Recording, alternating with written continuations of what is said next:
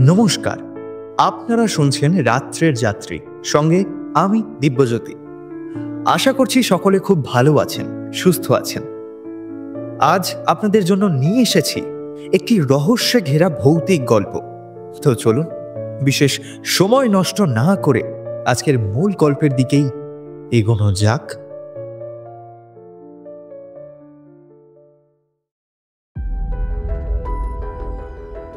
আমাদের আজকের নিবেদন শ্রীমতী দীপান্বিতা রায় লেখা ১৩টার ঘণ্টা। দীপান্বিতা রায়ের ছোটবেলা কেটেছে শিল্প শহর বার্নপুরে। তিনি যাদবপুর বিশ্ববিদ্যালয় থেকে তুলনামূলক সাহিত্য নিয়ে স্নাতকোত্তর লাভ করেন। বর্তমানে তিনি একজন সাংবাদিক। তিনি লেখালেখি শুরু করেন ২০০৮ সাল থেকে। দীপান্বিতা রায় মূলত কিশোর ও শিশুদের সাহিত্য রচনার জন্য প্রবল উৎসাহী ছিলেন। অ্যাডভেঞ্চার, ডিটেকটিভ, ভৌতিক, রহস্য ও কল্পবিজ্ঞান ইত্যাদি নিয়ে তিনি লেখালেখি করেছেন।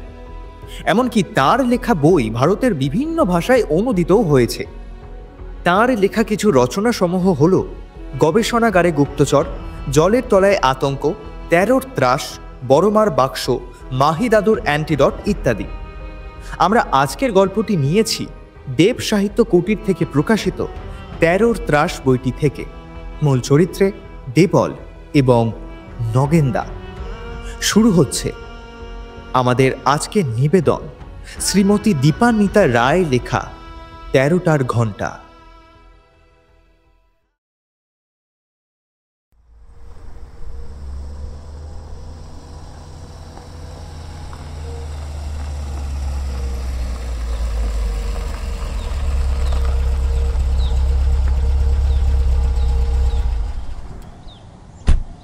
গাড়ি থেকে নেমে মস্ত গেটটার সামনে দাঁড়ালো দেবল। গেট নয়, বলা উচিত সিংহ দরজা, আক্ষরিক অর্থে, কারণ গেটের বিশাল পিলার দুটোর ওপরে দুটো পাথরের সিংহ এখনো বসে আছে। একটার নাক ভাঙা, পা আর লেজের বেশ খানিকটা অংশ প্রায় খসে গেছে, অন্যটার মাথাটাই ভেঙে গেছে। তবু একসময় যে দুটো শ্বেত পাথরের কেশরওয়ালা সিংহ থামের মাথায় জাঁকিয়ে বসে থাকত, তা বুঝতে অসুবিধা হয় না। গেটের অবস্থাও তথৈবচ। কালো আর সোনালি রং ছিল বোধহয়। আবছা মনে পড়ে দেবলের। সেসব উড়ে গেছে অনেক কাল। মাথার দিকে ছোঁচালো শিকগুলো মরছে ঝুরঝুরে। বড় গেটটা সম্ভবত খোলাও হয় না বহুকাল। দেউরির পাশের ছোট গেট দিয়েই যাতায়াত চলে। গেট দিয়ে ঢুকে বেশ খানিকটা নুড়ি বিছানো পথ। অনেককাল আগে নিশ্চয়ই ফুলের কেয়ারি ছিল। এখন দুপাশে আগাছার জঙ্গল। বাগানের মাঝখানের ভাঙা ফোয়ারাটা থেকে দেবলও কখনো জল পড়তে দেখেনি। তবে ফোয়ারার মাঝখানে পরিটা আস্ত ছিল। এখন একটা মুন্ডহীন ধরে ডানা দুটো লেগে আছে। মাঝখান থেকে কঙ্কালের হাতের মতো উঁকি মারছে জলের পাইপটা। দেখতে দেখতে দেবলের মনে হলো গোটা চৌধুরী বাড়িটাই যেন ওরকম একটা মুন্ডহীন কঙ্কালের চেহারা নিয়ে দাঁড়িয়ে আছে। বাড়ি না বলে অবশ্য প্রাসাদ বলাই ভালো। বিশাল বিশাল খিলান, চওড়া টানা বারান্দা, ঘোরানো সিঁড়ি, কোথাও শ্বেত পাথরের, কোথাও আবার দাবার ছকের মতো সাদা কালো পাথর বসানো মেঝে, মস্ত উঁচু সিলিং থেকে ঝুলে থাকা ঝাড় লণ্ঠন, মেঝে জোড়া নরম পার্সিয়ান কার্পেট পাতা বাড়িটাকে নয়নপুর আর তার আশেপাশের মানুষজন রাজবাড়ি বলেই চিনত। যদিও রামেন্দ্র নারায়ণ চৌধুরী মোটেই রাজা ছিলেন না, তবে জমিদার ছিলেন। এই মৌজার অধিকাংশ জমি জিরেতেই তার ছিল দখল। দৌর্দণ্ড প্রতাপ এবং অত্যাচারী বলে পুরো পরগনাতেই কুখ্যাত ছিলেন তিনি। শুধু জমির উপর নির্ভর করে পয়সা নয়, বংশানুক্রমিক জমিদারও ছিলেন না। ইংরেজদের সঙ্গে নুনের ব্যবসায় পয়সা করেছিলেন। সঙ্গে জাহাজ ঘাটার আরও 2-5টা ব্যবসাও ছিল। বিশেষ করে ঘড়ি মেরামতির কাজে তার বিশেষ নাম ডাক ছিল। সেই সব থেকে পাওয়া টাকা এবং সাহেবদের সঙ্গে দহরম মহরমের সুবাদে জমিদারির পত্তন করতে অসুবিধা হয়নি। কলকাতায় বাড়ি ছিল, কিন্তু একটু বয়স বাড়ার পর ব্যবসার কাজ ছেলেদের হাতে তুলে দিয়ে নিজে চলে এসেছিলেন এই নয়নপুরে।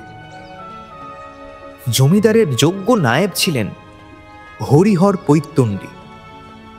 দুজনে মিলে প্রজাদের গলায় গামছা দিয়ে খাজনার টাকা আদায় করতেন। সেই টাকায় জমিদার বাড়ির রমরমা বাড়ত। দোল দুর্গোৎসবে মোৎসব হতো। কলকাতা থেকেও নাকি সাহেব সুবরা আসতেন নিমন্ত্রণ রক্ষা করতে।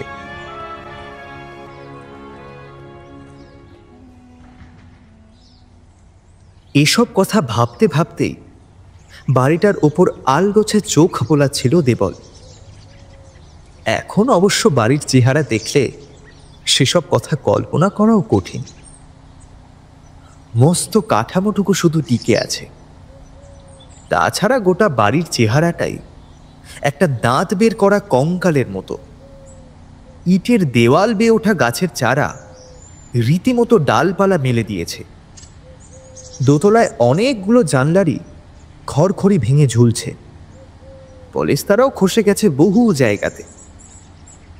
শ্রীহীনভাবে বেরিয়ে থাকা ইটের ওপর পুরু শ্যাওলার আস্তরণ।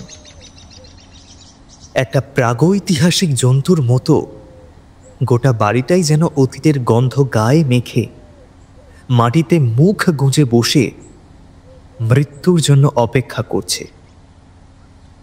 কথাটা ভেবেই নিজের মনে একটু হাসল দেবল। এই অপেক্ষা পর্বও শেষ হবে এবার। জমি জিরেত অনেককাল গিয়েছে। নয়নপুরের সঙ্গে সম্পর্ক বলতে ছিল জমিদার রামেন্দ্র নারায়ণ চৌধুরী, মানে দেবলের ঠাকুরদার আমলের এই বাড়িটা। সেটাও এবার বিক্রি হয়ে যাবে। এই দিকগুলো ইদানিং ট্যুরিস্ট স্পট হিসাবে চিহ্নিত হতে শুরু করেছে। দেবলের সৌভাগ্য যে একজন শাসালো প্রমোটারের নজর পড়েছে এই বাড়িটার দিকে। তিনি এখানে একটা রিসর্ট বানাতে চান। দরদাম করেনি দেবল। এই ভাঙা বাড়ির জন্য যা পাওয়া যায় তাই ভালো। প্রমোটারের আসার কথা আজ বিকেলে। তার আগে একবার বাড়িটা ঘুরে দেখে নিতে হবে।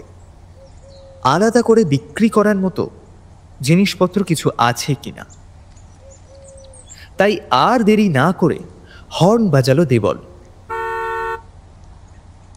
বেশ কিছুক্ষণ পরে দূর থেকে একজনকে আসতে দেখা গেল। কাছে আসতেই চিনতে পারল দেবল। নগেনদা। বয়স অনেকটাই হয়েছে, তবে সামনে একটু ঝুঁকে পড়লেও চেহারাটা এখনো শক্তপোক্ত। চোখের সেই চনমনে তীক্ষ্ণ চাহনিটাও নেই। কেমন একটা শূন্য দৃষ্টি। চাবিটা হাতে নিয়ে গেটের কাছে এসে দেবলকে দেখে একটু যেন চমকে উঠলেন নগেনদা। দেবল যদিও গত 20 বছরে নয়নপুরে আসেনি, কিন্তু নগেনদা মাঝে 2-1 বার কলকাতা গিয়েছেন, তাই একেবারে না চেনার কথা নয়। তাছাড়া দেবলের আসার খবরও পেয়েছে। তাই নগেনদাকে চমকাতে দেখে একটু অবাক হয়ে দেবল বলল, কি হলো নগেনদা, আমাকে চিনতে পারছো না বুঝি? কথার কোনো উত্তর না দিয়ে মরচে ধরা তালাটা অতি কষ্টে খুললেন নগেনদা। তারপর গেটের পাল্লা দুটো ধরে ঠেলা দিতে একটা বিকট কর্কশ আওয়াজ করে খুলে গেল সে দুটো। নগেনদার মুখের ওপর দিয়েও একটা কালো ছায়া যেন খেটে গেল। ফ্যাঁস ফ্যাঁসে গলায় বলল, তোমার না কাল আসার কথা ছিল? মানিক বাবুকে তো আমি বলেছিলাম আজকে 3টা বাদ দিতে। সে বলেনি তোমাকে? দেবল ততক্ষণে গাড়িতে উঠে স্টার্ট দিয়েছে, তাই নগেনদার কথাটাকে তেমন গুরুত্ব দিল না।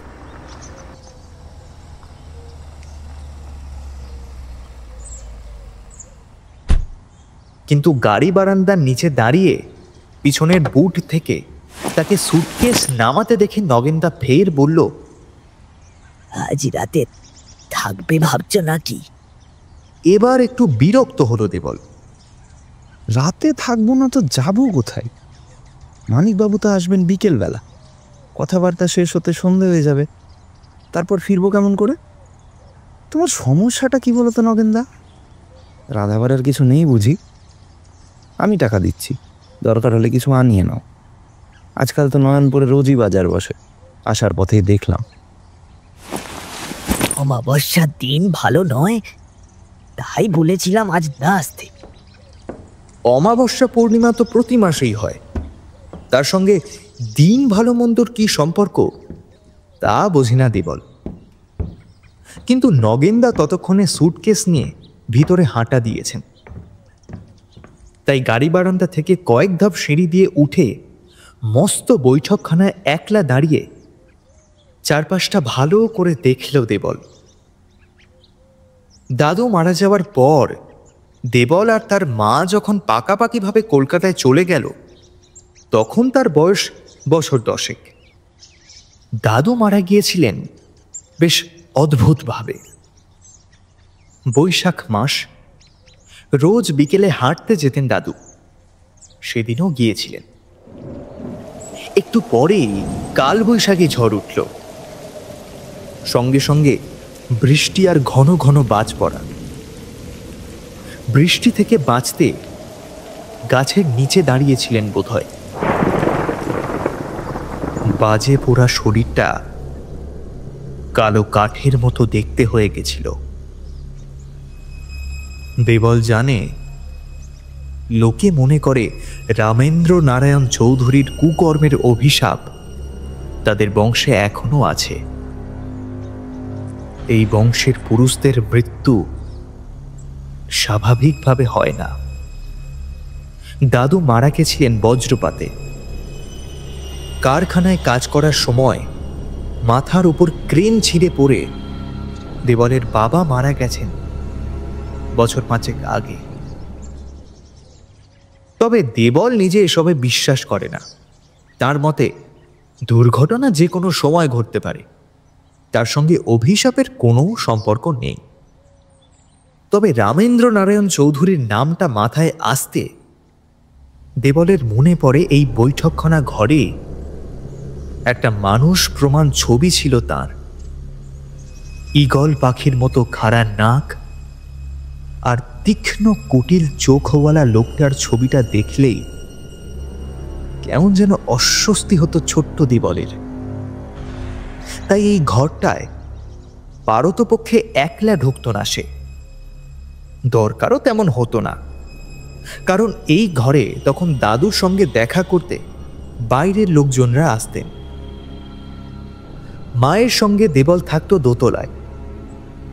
কথাগুলো ভাবতে ভাবতেই কেমন যেন একটা অস্বস্তি বোধ হলো দেবলের, যেন কেউ আড়াল থেকে তার দিকে নজর রেখেছে। একটু অবাক হয়ে পিছন ফিরে তাকাতে চোখে পড়ল ছবিটা। রামেন্দ্র নারায়ণ চৌধুরী যেন এক দৃষ্টে তাকিয়ে আছেন তার দিকে। অয়েল পেন্টিং, কিন্তু এত বছর পরেও চোখ দুটো অস্বাভাবিক জ্বলজ্বলে। ঘরের সব আসবাবপত্রই ধুলোয় মলিন, কিন্তু ছবিটায় যেন সময়ের একটুও ছাপ পড়েনি। গাটা শিরশির করছিল দেবলের, তাই চোখ সরিয়ে নিয়ে সিঁড়ির দিকে এগোলো। ঘর থেকে বেরিয়ে চওড়া বারান্দা, তার দুপাশ দিয়ে উঠেছে দোতলায় ওঠার সিঁড়ি। সিঁড়ি দিয়ে উঠতে উঠতেই শুনতে পেল পুরনো গ্র্যান্ডফাদার ক্লকের ঢং ঢং আওয়াজ। ঘড়িটা দাদুর আমল থেকে বৈঠকখানার কোণে রাখা থাকত, কিন্তু কখনো ঘন্টা বাজতে শোনেনি দেবল। ঘড়িটা তার মানে নগেনদা ঠিক করিয়েছে, সেক্ষেত্রে এটার জন্য আলাদা দাম পাওয়া যাবে। হাজার হোক এইরকম একটা অ্যান্টিক ঘড়ি। কথাটা ভেবেই মনটা বেশ খুশি খুশি হয়ে গিয়েছিল দেবলের। কিন্তু সিঁড়ির মুখে নগেনদাকে দেখে খুশিটা উবে গেল। নগেনদার মুখটা কেমন যেন ফ্যাকাশে, দুহাতে বারান্দার রেলিংটা এত শক্ত করে ধরে আছে যে হাতের শিরাগুলো ফুলে উঠেছে। দেবলকে দেখে সেই একই রকম ফ্যাস ফ্যাসে গলায় বলল, শুনলে? শুনতে পেয়েছ? কি শোনার কথা বলছো? শুনতে পেলে না? ঘন্টাটা বাজলো। হ্যাঁ, শুনলাম তো, দাদুর গ্র্যান্ডফাদার ক্লক। হ্যাঁ, আগে তো কোনোদিনও শুনিনি। তা সারিয়েছ বুঝি? বীর বীর করে মাথা নাড়ল নগেনদা। না, তো কাল বাজেনি, ঠিক আজকেই বাজলো। আমি আমি ঠিক বুঝেছি, আজই সেই দিন। আপন মনে মাথা নাড়তে নাড়তে ঘর থেকে বেরিয়ে গেল নগেনদা। বুড়োর মাথাটা যে একেবারেই গেছে তা বুঝতে অসুবিধা হলো না দেবলের। বাড়িটা বিক্রি হয়ে গেলে কোথায় যে যাবে কে জানে। সারাটা জীবন তো এই চৌধুরী বাড়িতেই কেটে গেল। আত্মীয় স্বজন কেউ আছে কিনা জিজ্ঞেস করতে হবে, না হলে কিছু টাকা পয়সা দিয়ে একটা ব্যবস্থাও করতে হবে। এই সব ভাবতে ভাবতেই ঘরের মধ্যে ঢুকে মনটা ভালো হয়ে গেল দেবলের। এই ঘরটাতেই মায়ের সঙ্গে থাকত সে। পূব দক্ষিণ খোলা আলোয় ভাসাভাসি ঘর। নগেনদা যতই অকর্মণ্য হয়ে পড়ুক, এই ঘরটাকে অন্তত পরিষ্কার পরিচ্ছন্ন করে রেখেছে। মেহগিনির পালঙ্কের ওপর ফর্সা চাদর পাতা, বালিশ, পাশবালিশ, এমনকি একটা পাতলা কাঁথা পর্যন্ত পায়ের কাছে পরিপাটি করে গোছানো।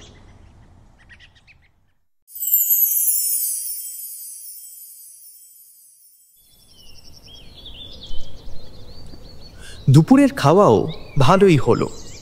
ভাত, ডাল, দুরকম মাছ ভাজা, শেষ পাতে পায়েসও ছিল। রান্না নাকি নগেনদা নিজেই করে, যদিও নিজের সেদ্ধ ভাত ছাড়া আর কিছুই লাগে না তার। দেবল এসেছে বলেই বিশেষ আয়োজন। রান্নাও ভালো, তাই তৃপ্তি করেই খাচ্ছিল দেবল। যদিও নগেনদার মুখটা ফ্যাকাশে মতো হয়েই ছিল, মাঝে মাঝেই যেন চমকে আশপাশটা সতর্কভাবে দেখে নিচ্ছিল। মানিকবাবু এলেন বিকেল পড়তেই। তখনও দিনের আলো বেশ ভালো মতো রয়েছে। বাড়িটা ঘুরিয়ে দেখালো দেবল। বাড়ির লাগোয়া বেশ কয়েক বিঘে জায়গা, সামনে ফুলের বাগান, পিছন দিকে ফলের অনেক গাছ রয়েছে।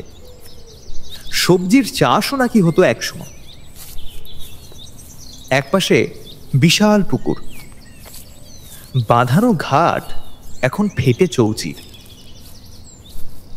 ঘুরে দেখতে দেখতে হঠাৎ চোখে পড়ল বাগানের একেবারে শেষ প্রান্তে খিড়কির গেটের কাছে একটা ছোট্ট চালা ঘরের মতো। নগেনদা তাদের পিছন পিছন আসছিল। তাকে জিজ্ঞেস করতে তিনি বললেন, ওটা তো হাসিম ফকিরের মাজার, তোমার মনে নেই? তোমার দাদুর সময় থেকেই তো ছিল। তোমার দাদুর বন্ধু ছিলেন হাসিম ফকির। মাজারখানা তিনিই বানান। ফকির অনেককাল দেহ রেখেছেন। মাজারের পাশেই ওনাকে মাটি দেওয়া হয়েছিল। এখন পাড়ার লোকজন আসে, মোমবাতি জ্বালিয়ে যায়। কার্তিক মাস। দিন ছোট হতে শুরু করেছে। মানিকবাবু চলে যাওয়ার পরেই ঝুপ করে অন্ধকার নেমে এলো। নয়নপুরে ইলেকট্রিসিটি আছে, কিন্তু ভোল্টেজের অবস্থা খুবই খারাপ। দেবলের ঘরের আলোটা জ্বলছে একেবারেই মিটমিট করে। টিভিও নেই, ইন্টারনেটও থাকছে না বেশিরভাগ সময়। তাই ফেসবুক ঘেঁটে সময় কাটানোরও উপায় নেই। দেবল তাই ঠিক করেছিল তাড়াতাড়ি খেয়ে শুয়ে পড়বে। এমনিতেই ভোরবেলা বেরোতে হবে বলে রাতে ভালো ঘুম হয়নি। তাই একটা লম্বা ঘুম দিয়ে ফ্রেশ হয়ে নেওয়াই ভালো, কারণ কালকের দিনটা পেরোলেই আবার সোমবার থেকে অফিসের কাজে জুটে যেতে হবে। নগেনদা আজ আসতে বারণ করেছিল ঠিকই, কিন্তু দেবলের অফিস যে ছুটি দিতে রাজি নয় সেটা আর জানবেই বা কি করে। যদি নগেনদা কেন আসতে বারণ করেছিল, কেন হঠাৎ আজকের দিনটা ভালো নয় বলছিল বারংবার, সেটা দেবলের মাথায় ঢোকেনি। রাতে খাওয়ার সময় কথাটা জিজ্ঞেস করবে ভেবেও ভুলে গেছিল সে। রাতে খাওয়ার ব্যবস্থা ঘরের মধ্যেই ছিল, ডিম কষা, আলুর চোখা আর রুটি। খাটের পাশের ছোট টেবিলটায় খাবার গুছিয়ে দিয়েছিল নগেনদা। ভারী কাঁসার গ্লাসে জল দিয়ে ঘরের কুঁজোটা ভর্তি আছে কিনা দেখে নিয়েছিল। তারপর বিছানাটা একটু ঝেড়ে ঝুড়ে দিয়ে মশারি খাটিয়ে ঘর থেকে বেরোনোর সময় হঠাৎ নগেনদা বলল, খাওয়া দাওয়া সেরে শুয়ে পড়ো, বাসন কুসন এখানেই থাক, কাল সকালে আমি নিয়ে যাব। আর হ্যাঁ, জানলা দরজা কিন্তু বন্ধ করে শোবে। আমি ছাড়া অন্য কেউ ডাকলে সাড়া দিও না যেন। তুমি ছাড়া আর কে ডাকবে? আর কে আছে এ বাড়িতে? অত জানি না বাবু, দিনটা খারাপ। আজ আসতে আমি বারণ করেছিলাম, সে কথা তো শুনলে না। এখন বড় ঘড়িতে 13টার ঘন্টা না পড়লেই বাঁচি। কথাগুলো বলে ঘর থেকে বেরিয়ে গেল নগেনদা। আর এই 13টার ঘন্টা কথাটা শুনেই মাথার মধ্যে যেন বিদ্যুতের ঝিলিক খেলে গেল দেবলের। আশ্চর্য এই ঘটনা তো সে জানত। নগেনদাই বলেছিল একদিন, জমিদার রামেন্দ্র নারায়ণ চৌধুরীর নিষ্ঠুরতার গল্প।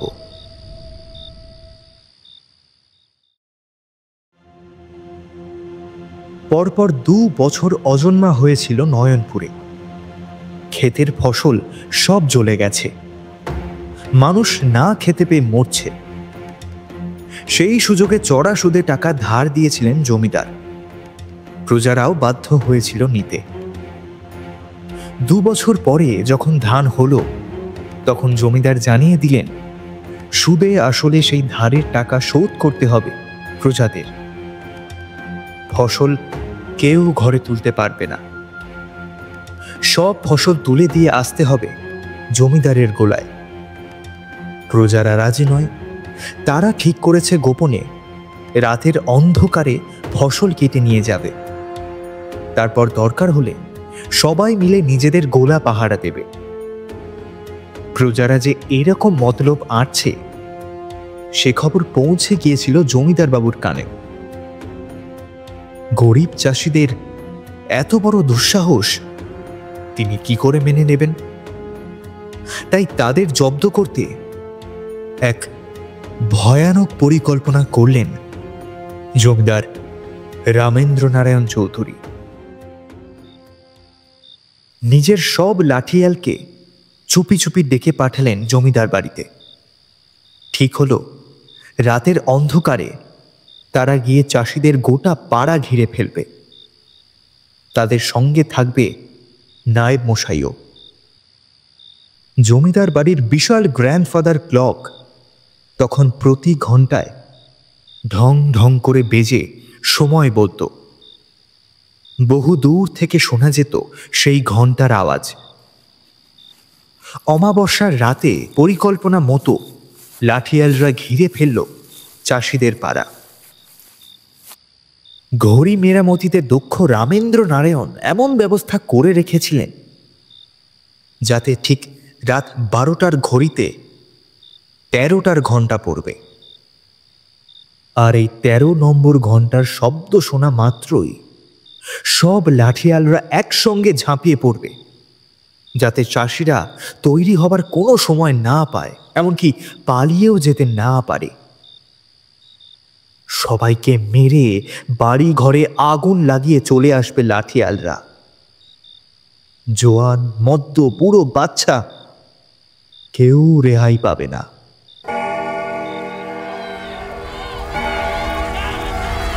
পরিকল্পনা মাফিক কাজ হলো।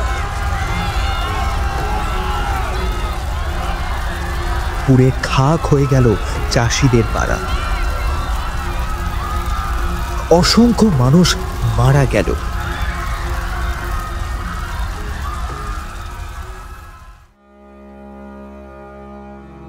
পুলিশ এসে জমিদার বাড়িতে চা জল খাবার খেয়ে চলে গেল। কোনো বিচার হলো না, অপরাধীরাও ধরা পড়ল না। সবকিছুই আবার আগের মতো চলতে লাগলো। কিন্তু সেই গ্র্যান্ডফাদার ক্লক বন্ধ হয়ে গেল। তাতে আর ঘন্টাও পড়ে না, কাঁটাও নড়ে না। এই ঘটনার বেশ কিছুদিন বাদে একদিন জমিদার বাবু তার ঘোড়ার গাড়িতে চড়ে গেট দিয়ে বেরোচ্ছেন। এমন সময় তার পথ আটকে দাঁড়ালো একজন পাগল বুড়ি। হাওয়ায় তার পাকা চুল এলোমেলো ভাবে উঠছে, দু চোখ দিয়ে ঠিকরে বেরোচ্ছে আগুনের গোলা। জমিদারের মুখের সামনে আঙুল তুলে সে বলল, মনে করিস না তুই রেহাই পাবি। তারা সবাই আসবে, আবার আসবে। যেদিনই তাদের মেরেছিস সেদিনই তারা ফিরে আসবে। সেদিন তুইও রক্ষা পাবি না, তোর বংশেরও কেউ রক্ষা পাবে না। গেটের পাহারাদাররা তক্ষুনি বুড়িকে ধাক্কা মেরে সরিয়ে দিয়েছিল ঠিকই, কিন্তু সেদিন বাড়ি ফিরেই জ্বর আসে রামেন্দ্র নারায়ণের। জ্বরের ঘোরে নাকি সারাক্ষণ ভুল বকছিলেন। কোনো ওষুধ কাজ করেনি এবং সেই জ্বরেই 3 দিনের মাথায় মারা যান রামেন্দ্র নারায়ণ।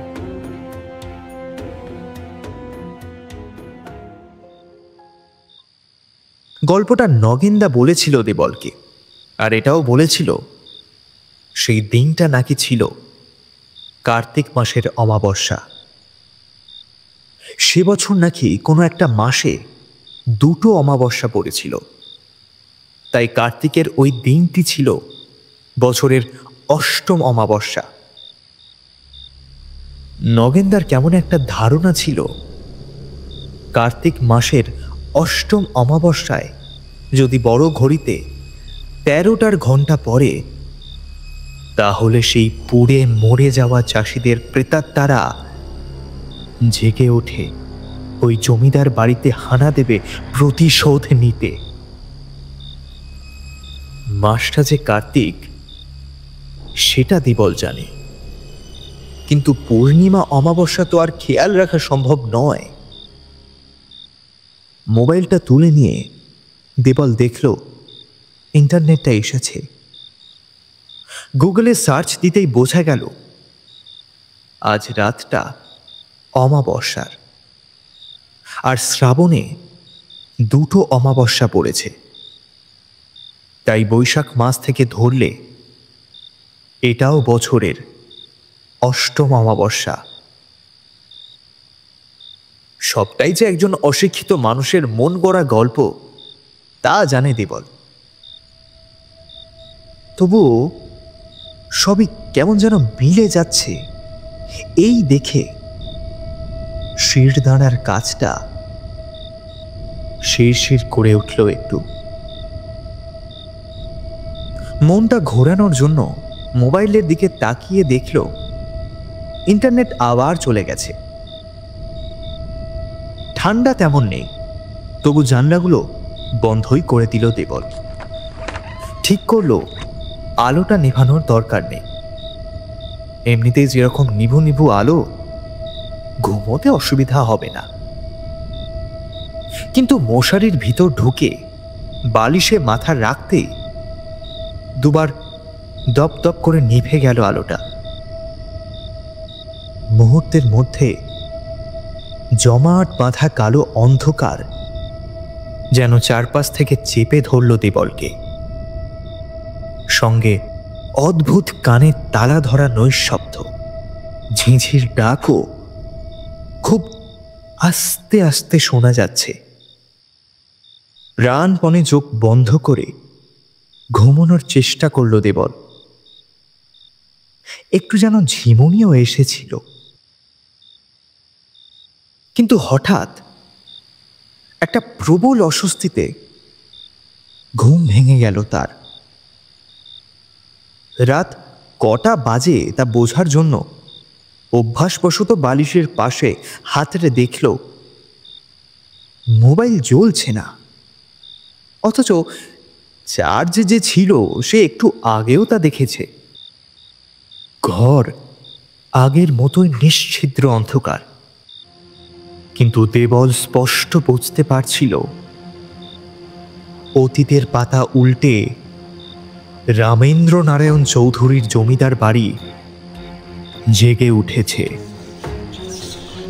গোপন ষড়যন্ত্রের ফিসফাস শোনা যাচ্ছে দেওয়ালের ওপারে। কারা যেন হেঁটে যাচ্ছে সতর্ক পায়ে,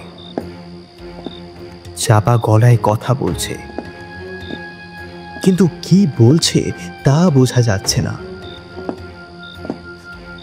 লাঠি সড়কির ঠোকাঠুকির অস্পষ্ট শব্দ কানে আসছে তার। ঠিক দেবলের ঘরের সামনে দিয়ে কে যেন খুব তাড়াতাড়ি হেঁটে যেতে গিয়ে থমকে দাঁড়ালো দরজার সামনে। নিঃশ্বাস বন্ধ করে শুয়ে আছে দেবল। না, পায়ের আওয়াজ এবার এগিয়ে গেল সিঁড়ির দিকে। নিচের তলায় অনেক মানুষের অস্পষ্ট অস্তিত্ব টের পাওয়া যাচ্ছে। লোহার ওপর ঘষ্টানোর মৃদু আওয়াজ। সাবধানে সিংহ দরজাটা খুলে কারা যেন বেরিয়ে গেল।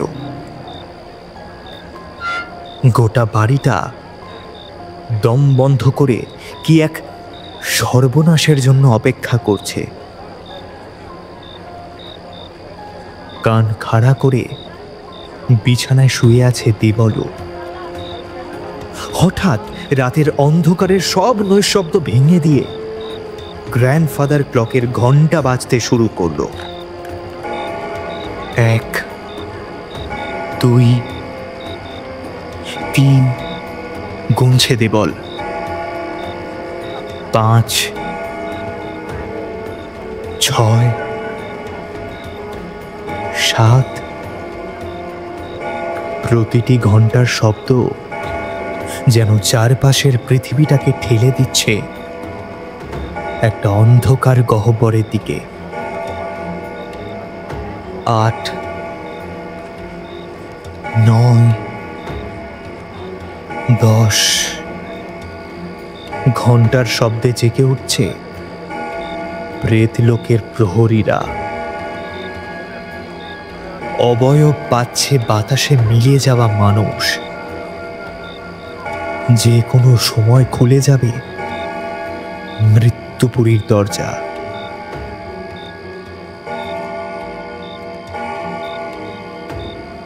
ঢং ঢং করে 12টার ঘন্টা বেজে থামল ঘড়িটা।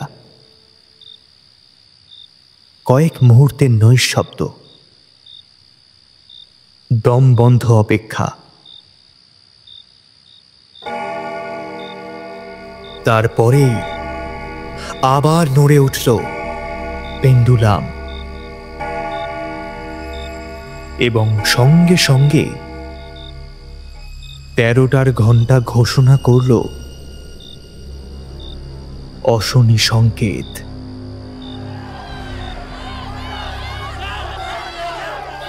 একদল বিকট চিৎকার যেন ভেসে এলো অন্ধকারের সমুদ্র থেকে। আতঙ্কে বিছানা থেকে উঠে বসল দেবল। সব জানলা বন্ধ, কিন্তু তবু সে স্পষ্ট দেখতে পেল আগুনের লেলিহান শিখা ঘিরে ফেলেছে অনেকগুলো বাড়িকে।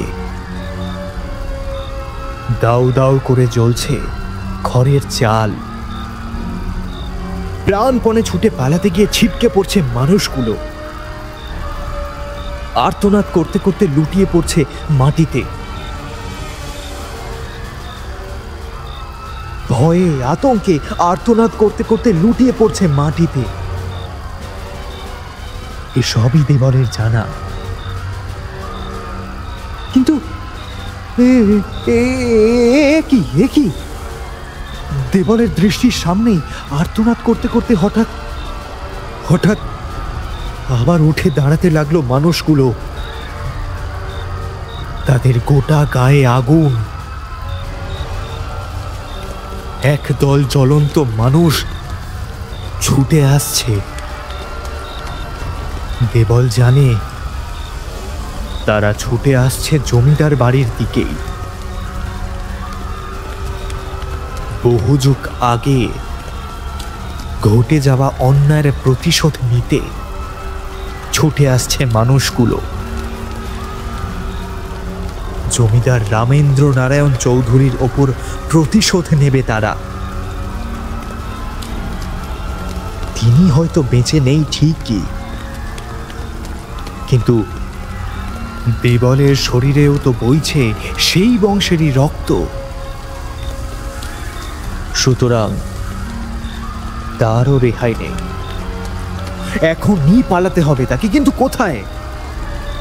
আতঙ্কে হাত পা ঠান্ডা হয়ে গেছে দেবলের।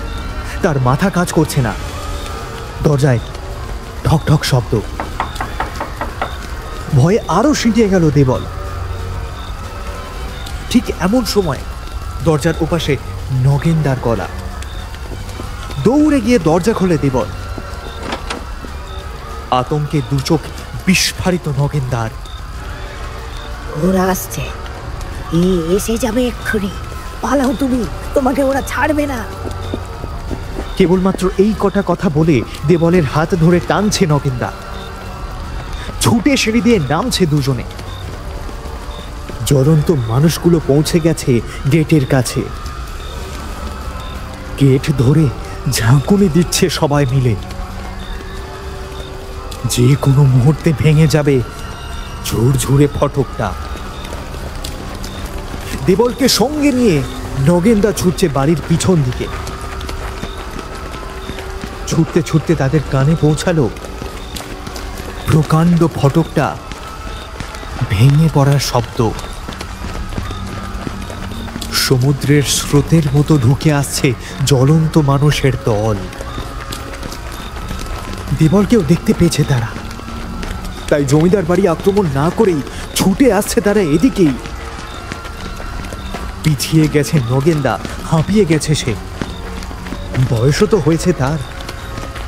নগেনদা বলল,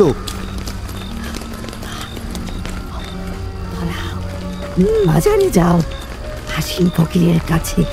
কোন রকমে ওই কটা কথা বলেই হুমড়ি খেয়ে পড়ে গেল নগেনদা। কিছুক্ষণের জন্য দেবল দাঁড়িয়ে আবার পাগলের মতো ছুটছে সে। লোকগুলো অনেক কাছে এসে গেছে। যে কোনো সময় তাকে ধরে ফেলতে পারে। তারার আলোয় মাজারের ঘরের চালটা দেখতে পেয়ে প্রাণপণে ছুটে ভিতরে ঢুকে কোনো রকমে বেদিটা আঁকড়ে লুটিয়ে পড়ল দেবল। জ্ঞান হারিয়ে যাওয়ার আগে এক মুহূর্তের জন্য শুধু দেখতে পেল দুহাত ওপরে তুলে তার শরীরটাকে আড়াল করে দাঁড়িয়ে রয়েছেন একজন ফকির। তাকে দেখে থমকে গেছে জ্বলন্ত মানুষের দলটা।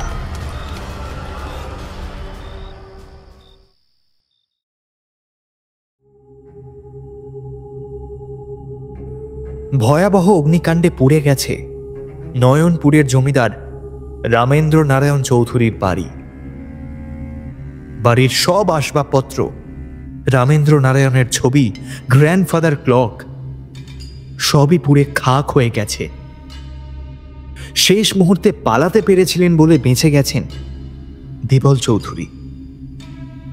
তবে বাড়ির পুরনো চাকর নগেন সূত্রধর পুড়ে মারা গেছেন। খবরটা স্থানীয় সংবাদপত্রে বেরিয়েছিল। মানিকবাবু অবশ্য বাড়ি কেনার সিদ্ধান্ত বদলাননি, তবে জমিদার বাড়ি মেরামত করে হাভেলি দাঁচে রিসর্ট বানানোর পরিকল্পনা তাকে বাদ দিতে হয়েছিল। দেবল তাকে শুধু একটি শর্ত দিয়েছে, মাজার আর তার চারপাশের 1 কাঠা জমি সে বেচবে না। সেখানে হাশেম ফকিরের কবরের পাশে রামেন্দ্র নারায়ণ চৌধুরীর মৃত নয়নপুরের চাষিদের স্মৃতিতে একটা সুন্দর শ্বেতপাথরের ফলকও লাগিয়ে দিয়েছে সে।